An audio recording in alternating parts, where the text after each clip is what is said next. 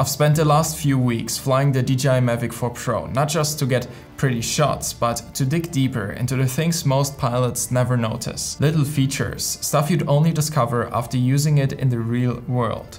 And today I'm sharing 10 of those features with you. Features that make this drone smarter and more powerful than you think. Let's get into it.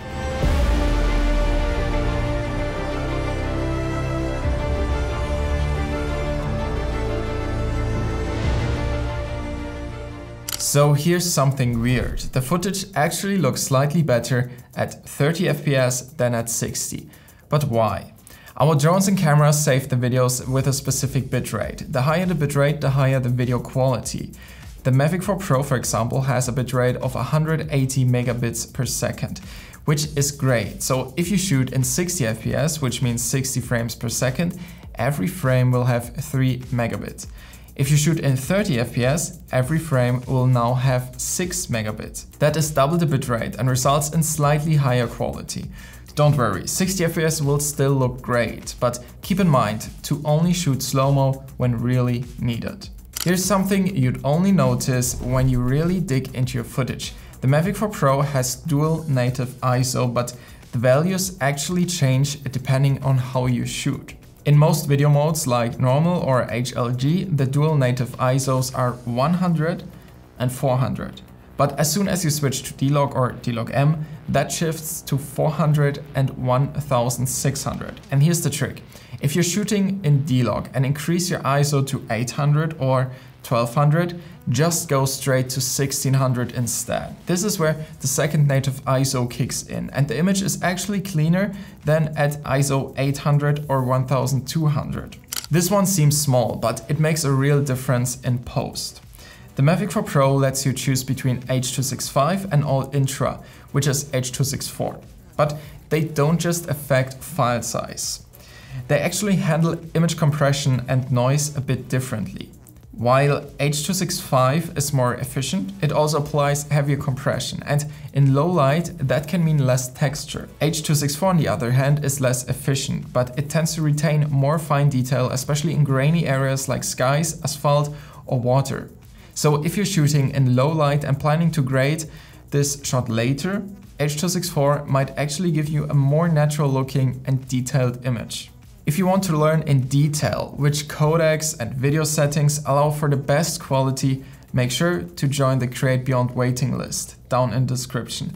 I'll spill all my secrets very soon. The Mavic 4 Pro has amazing obstacle avoidance, but it doesn't work the same way in every mode.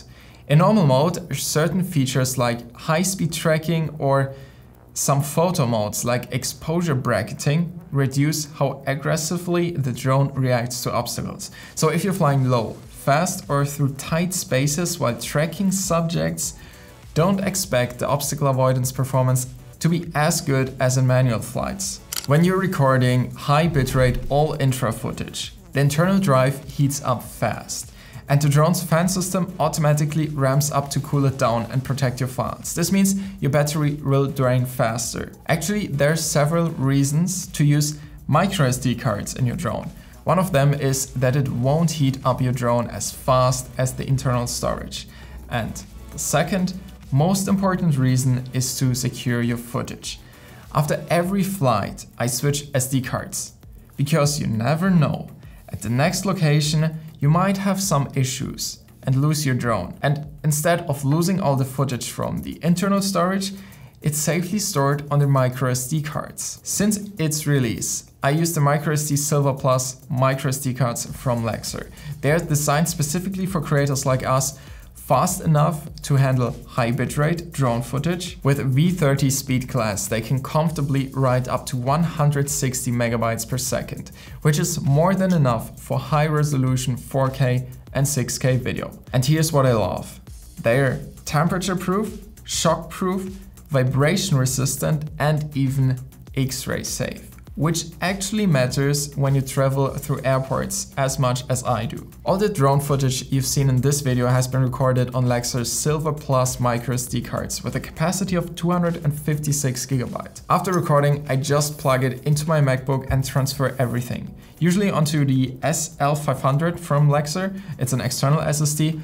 but now I even use the Lexer ES5 2TB SSD, which is brand new. So check out the Silver Plus microSD and ES5 SSD down in the description. At first I thought Master Shots was just a one-tap fun thing, but after using it a few times I realized it's actually pretty smart. It doesn't just run through the same set of drone moves every time.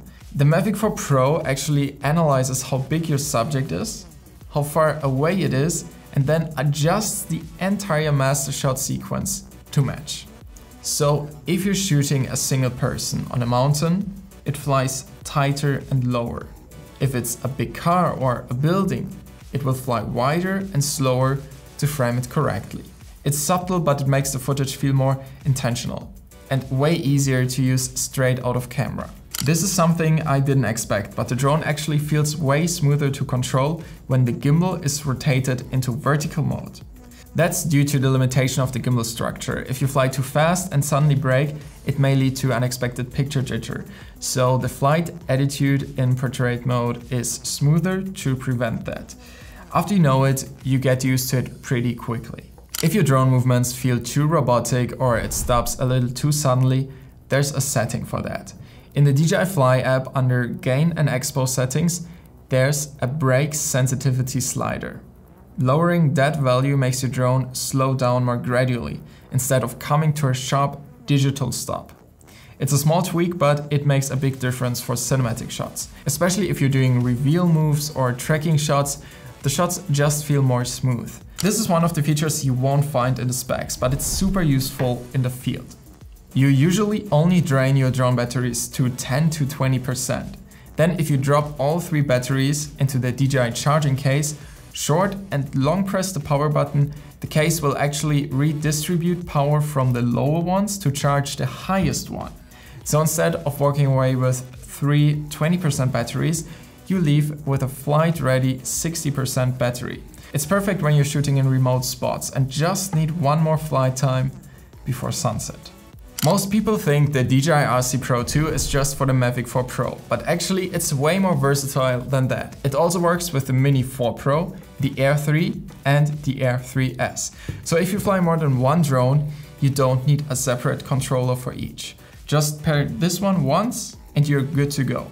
It's one of the most future-proof pieces of gear in DJI's ecosystem right now, and that's why it rarely leaves my bag. Share your hidden features of the Mavic 4 Pro down below in the comments, and if you want to see more videos like this, hit subscribe and like. Happy flying!